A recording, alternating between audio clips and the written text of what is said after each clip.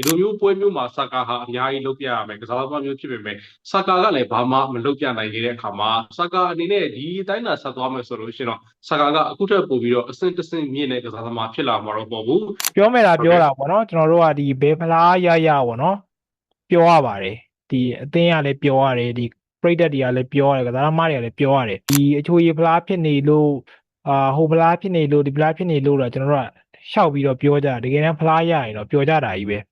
ကျွန်တော်ကတော့ဘယ်လိုမြင်လဲဆိုတော့ဘယ်ဖလားပဲဖြစ်ဖြစ်ပေါ့နော်တန်ဖိုးရှိပါတယ်ကျွန်တော်ဒီဘုံကဘရာဒိုဆေးဘာကိုတော်တော်ကြိုက်တယ်ဘရာဒိုဆေးဘာတကွင်းလုံးမှာဘရာဒိုဆေးဘာရှိတယ်အခက်အခဲတွေဖြစ်လာပြီဆိုလို့ရှိရင်ကွန်းလင်ရတဲ့ဘရာဒိုဆေးဘာကအဖြေရှာပေးသွားတယ်မင်္ဂလာပါကိုရဲလင်းတို့ရေမင်္ဂလာပါကိုကြီးရေဟုတ်ကဲ့ပါအာဆင်နယ်နဲ့မန်စီးတီးတို့ရဲ့ဒါလိဖလားဘောလုံးပွဲကတော့တကယ်ကိုကြည့်ကောင်းတဲ့ပွဲစဉ်တစ်ပွဲဖြစ်ခဲ့တယ်မန်စီးတီးက2ဂိုးမရှိနဲ့နိုင်ခဲ့တယ်မန်စီးတီးတကယ်ကိုပေါ့နော်ကျွန်တော်တို့ဂိုးရလက်အသာ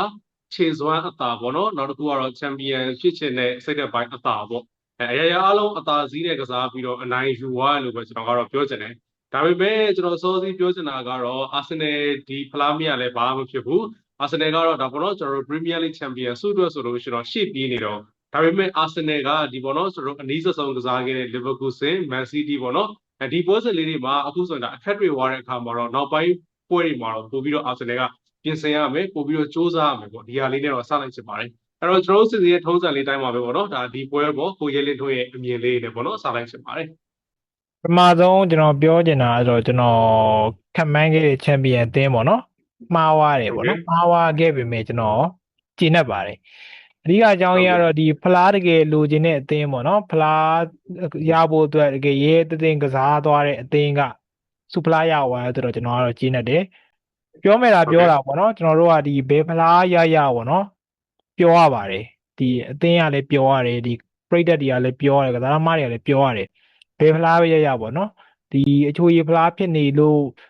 ့ဟိုဖလားဖြစ်နေလို့ဒီဖလားဖြစ်နေလို့တော့ကျွန်တော်တို့ကရှောက်ပြီးတော့ပြောကြတယ်တကယ်တမ်းဖလားရရင်တော့ပြောကြတာကြီးပဲကျွန်တော်ကတော့ဘယ်လိုမြင်လဲဆိုတော့ဘယ်ဖလားပဲဖြစ်ဖြစ်ပေါ့နော်တန်ဖိုးရှိပါတယ်ဒီရက်ကွက်ဖလားပဲဖြစ်ဖြစ်ဒီလမ်းမှာကန်တဲ့ဖလားပဲဖြစ်ဖြစ်ဘော်ဒါချင်းချင်းလုပ်တဲ့ဖလားပဲဖြစ်ဖြစ်ပေါ့နော်ဘယ်ဖလားဖြစ်ဖြစ်ရသွားရင်တော့ကျွန်တော်တို့ကပြောရတယ်ဂုဏ်ယူပြောတော့စရာကောင်းတယ် congratulation ပဲ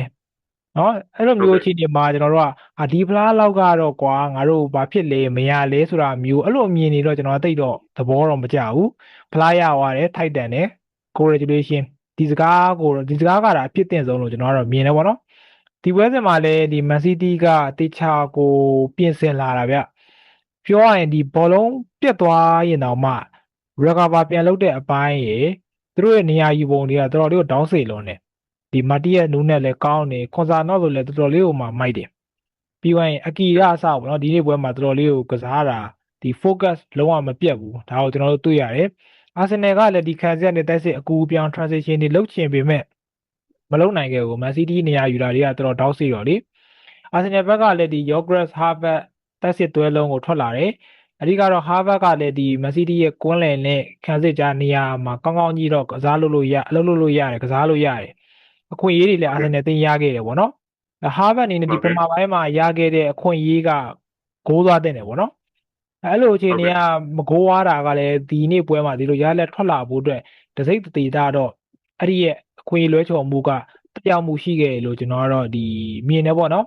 ်အာဟုတ်ကဲ့မန်စီးတီးကတော့အဓိကအားဖြင့်ဆိုရင်တော့အာဆင်နယ်ရဲ့ဘယ်ချမ်းပေါ့ဟန်ကာပိုင်းနဲ့ဒီဟို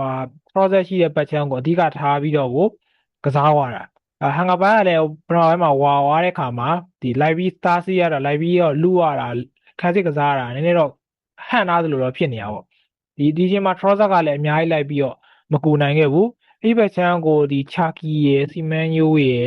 ်ပြီးတော့ Rodri ပါဝင်ပြီးကူပေးရယ်ပေါ့အဲ့လိုလေထားနေသူတို့ရဲ့တိုးဝင်မယ်ဝင်ပြီးတော့ဒီ crossing ပြန်ချမယ်ကပ်ဘက်ပြန်လုံးမယ်ပေါ့နော်အဲ့ဒီကနေစစ်မယ်ဂိုးရသွားတာဂိုးနှစ်ဂိုးလုံးကလည်း already သွင်းသွားတဲ့ဂိုးနှစ်ဂိုးလုံးကလည်းအဲ့ဒီပတ်တန်အတိုင်းပဲသွင်းသွားတာကိုကျွန်တော်တို့ဒီမြင်ရတယ်ပေါ့နော်ဒီဒုတိယပိုင်းမှာဆိုရင်လည်းအာဆင်နယ်ကဒီမန်စီးတီးကိုပြန်ပြီးကစားဖို့ထက်မန်စီးတီးကစားလာတာကိုစောင့်ကစားမယ်ခေါ်ကစားမယ်ဆိုတဲ့ပုံစံမျိုးတော့နည်းနည်းတော့ဖြစ်သွားတယ်ပေါ့နော်အာဆင်နယ်ပရိသတ်တွေပြောနေကြစကားပေါ့နော်အာတီတာကနည်းနည်းလေးကြောက်တတ်သလားပေါ့နော်အဲ့လိုပုံစံမျိုးလေးတော့ ဖြစ်သွားတယ်ပေါ့နော်ဒီ17ယောက်လုံးနီးပါးကဒီခါတဲ့ဒီဘောက်တဲမှာရှိနေတယ်လို့မျိုးလောင်မှမြင်ရတယ်ပေါ့နော်အာဆင်နယ်အနေနဲ့ကကြတော့ဒီကာရာဘောင်စူဖလာမရပါပဲလေသူတို့ကပရီးမီးယားလိရှိသေးတယ်ချန်ပီယံလိကလည်းမျှော်လင့်လို့ရတယ် FA ဖလားလည်းရှိသေးတယ်ပြောရမယ်ဆို triple ရရင်လည်းရသွားနိုင်တယ်ပေါ့နော်အဲ့လိုပဲမျှော်လင့်လို့ရသေးတယ်မန်စီးတီးကတော့ဒီဖလားနဲ့ကာရာဘောင်နဲ့တကယ်ကိုထိုက်တဲ့တန်ကိုရသွားတဲ့အသင်းလို့တော့ကျွန်တော်ကတော့ဒီမြင်ပါတယ်ဟုတ်ကဲ့ပါဒီပွဲရဲ့ပေါ့နော်ဒါဆွတ်ချင်းအနေထားတွေကိုကျွန်တော်တို့ပြောမှဆိုလို့ရှိရင်အာဆင်နယ်ကဒီပေါ့နော်နောက်တန်း၄ယောက်ကောင်းတယ်ဒီ Declan Rice ကောင်းတယ် Yogres ကောင်းတယ်ဒီကစားသမားတွေကောင်းတယ်ပေါ့နော်ဒီ Declan Rice ကတော့ဦးဆောင်တယ်နောက်တန်းကလည်းသူ့အတူအဆင်ပြေတယ် Yogres ကလည်းပေါ့နော်သူတယောက်တည်းအားနဲ့သူ့ရဲ့လုံနိုင်စွမ်းရှိသမျှသူအကုန်လုံးတိုးတယ်ဒါကြီးကျွန်တော်တို့မြင်ရတယ်ဒါပေမဲ့အာဆင်နယ်ရဲ့နဗတန်ရိုးနဲ့အာဆင်နယ်ရဲ့တောင်ပနှစ်ဖက်နဲ့ကလုံးဝအဆင်မပြေဘူးဒီဘိုင်းနဲ့ပတ်သက်ပြီးတော့ကျွန်တော်ကိုရဲတင်းတွန်းနဲ့အာဆင်နယ်အကြောင်းပြောရအများကြီးပြောခဲ့ပါတယ်အာဆင်နယ်ဟာထိပ်ဆုံးမှာသာပြေးနေတာအာဆင်နယ်အသင်းရဲ့တိုက်စစ်စူပွဲကလုံးဝကိုတည်ငြိမ်မှုမရှိဘူးလို့ကျွန်တော်ပြောခဲ့တယ်ဒီပွဲစဉ်မှာဒီအရာကိုကျွန်တော်တို့မြင်ရတာပဲဒီလိုမျိုးပွဲမျိုးမှာဆာကာဟာအများကြီးလုပ်ပြရမယ်ကစားသမားမျိုးဖြစ်ပေမဲ့ဆာကာကလည်းဘာမှမလုပ်ပြနိုင်ခဲ့တဲ့အခါမှာဆာကာအနေနဲ့ဒီအတိုင်းသာဆက်သွားမယ်ဆိုလို့ရှိရင်တော့ဆာကာကအခုထက်ပိုပြီးတော့အဆင့်တစ်ဆင့်မြင့်တဲ့ကစားသမားဖြစ်လာမှာတော့ပေါ့ဘူးဒီအနေထားမှာပဲဆာကာကရက်သွားမယ်ဆိုတဲ့ပုံစံမျိုးမှာတော့ဖြစ်နေရလို့ပဲကျွန်တော်ကတော့ပြောချင်တယ်ပေါ့နော်ဒီပွဲစဉ်မှာတစ်ဖက်ကမန်စီးတီးကိုကျွန်တော်တို့ကြည့်မယ်ဆိုလို့ရှိရင်မန်စီးတီးကအစောပိုင်းတော့ကစားရနည်းနည်းလေးခက်တယ်ဆိုတဲ့ပုံစံမျိုးလေးမန်စီးတီးမှာရှိခဲ့တယ်။ဒါပေမဲ့ကစားရတာ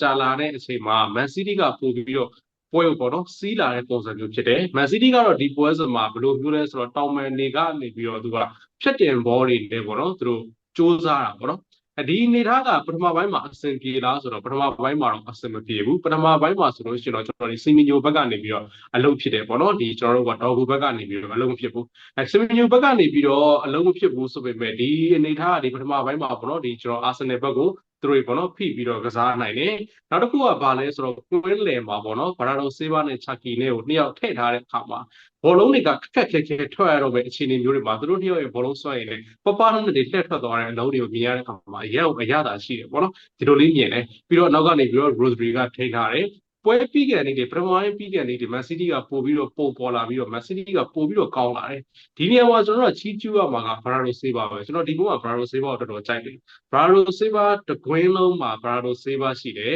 အခက်အခဲတွေဖြစ်လာပြီဆိုလို့ရှိရင်ကွဲလည်ရတဲ့ဘရာဒိုဆေးဘာကအဖြေရှာပေးသွားတယ်ဒီလိုပုံစံမျိုးနဲ့ပထမပိုင်းကိုသွားနေရင်လည်းဒုတိယပိုင်းလေးရောက်တော့ပွဲကမန်စီးတီးပွဲလုံးဝဖြစ်သွားတယ်အာဆင်နယ်ဘာဆိုဘာမှကိုမလုံနိုင်ဘူးအာဆင်နယ်တိုက်စစ်လုံးဝမရှိသလောက်ဖြစ်သွားတယ်ဒုတိယပိုင်းမှာဒီလိုနဲ့ဒုတိယပိုင်းမှာဘောနော်ဒီကျွန်တော်မန်စီးတီးကစီးပြီးတော့ကစားနေတာပဲဒါပေမဲ့မန်စီးတီးကလည်းဂိုးရဖို့အတွက်အခွင့်အရေးမန်စီးတီးဘက်မှာမရသေးတဲ့အခါမှာကျွန်တော်ဖြစ်တဲ့ဘောတစ်လုံးကနေပြီးတော့ကိုသမားကပ်ပါပေါ့နော်ဒါကပ်ပါရောင်းလိုက်တဲ့ဘောလုံးပေါ့ကပ်ပါရောင်းလိုက်တဲ့ဘောလုံးကျွန်တော်တို့ဘောနော်အော်ရလီကနေပြီးတော့ပြန်ပြောလိုက်ကပ်ပါရောင်းလိုက်တဲ့ဘောလုံးဘောနော်ကျွန်တော် already ဒီဇူဘီမန်ဒီနဲ့သူနဲ့လူပြီးတော့ခေါင်းတိုင်သွားတယ်ဘောနော်ဒီနေရာမှာကျွန်တော်တွေးမိတာကဒီဘောနော်ကပ်ပါကဒီလိဖလာနဲ့သိပြီးတော့အကျိုးမပေးဘူးလို့ကျွန်တော်မြင်တယ်အရင်တော့ကဒီချက်စီနဲ့လီဗာပူးနဲ့ဖြစ်မယ်ထင်တယ်အဲ့တော့ဆိုလို့ရှိရင်ချက်စီနီးပြဆာရီယာသူ့ကိုလူစားလဲပရတီကန်ကန်လေးပါဒါပေမဲ့သူမထွက်ဘူးတကယ်တော့ပရတီကန်တော့လေသူတို့ရှုံးသွားတယ်ဒီလိုအခြေအနေပေါ့နော်အခုဒီပွဲမှာလည်းဒီလီပြအာတီတာကဒါညွှန်မှုပေးပြီးတော့ပွဲထွက်ခိုင်းခဲ့တယ်တပွဲလုံးခြုံကြည့်မယ်ဆိုလို့ရှိရင်တော့ကောင်းတယ်ဒါပေမဲ့အဲ့တလုံးလေးလိုအပ်ချက်ဖြစ်သွားတဲ့ပုံစံမျိုးဖြစ်သွားတာပေါ့နော်အဲ့ဒီနေရာမှာနေကျွန်တော်တို့ဒီဥဆောင်ဘိုးမန်စီးတီးကစရသွားတယ်ဒီကိုစရသွားတဲ့အချိန်မှာလည်းမန်စီးတီးကစားပုံကတော်တော်ကြီးကိုကောင်းတယ်ဗျာဒီ Orally ကကျွန်တော်တို့ပြောမယ်ဆိုလို့ရှိရင်တော့ဒီဘယ်တော့ခံကစားရတယ်ဆိုပေမဲ့ Orally တိုက်စစ်လိုက်ပါဖို့လည်းကောင်းတယ်ပြီးတော့ကွင်းလယ်မှာလိုအပ်လို့ရှိရင်ဝင်တိုးပြီးကစားရလည်းကောင်းပြီးတော့ဒီလိုအခြေအနေမျိုးကနေပဲဒုတိယကိုထပ်ပြီးတော့ရသွားတဲ့ခါမှာကျွန်တော်တို့ကမန်စီးတီးမှာထပ်ပြီးတော့ချီးကျူးရမယ့်ကစားသမားရှိတယ်အဲ့ဒါကနူနက်ပဲ